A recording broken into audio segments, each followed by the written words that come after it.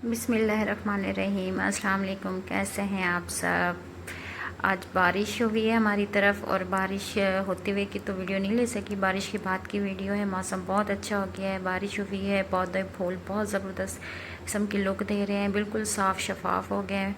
आज गर्मी बहुत ज़्यादा थी, तो बारिश होने की वजह से जो गर्मी का अरूज था वो ख़त्म हो गया है। देखें कि बहुत ही ज़बरदस्त मौसम हो गया है, ठंडी ठंडी हवा चल रही है, बहुत ही प्यारा लग रहा है ये सब।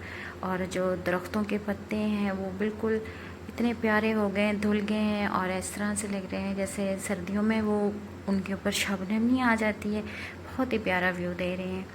ये देखें, बिल्कुल फ्रेश ठंडी ठंडी हवा, ताज़ा।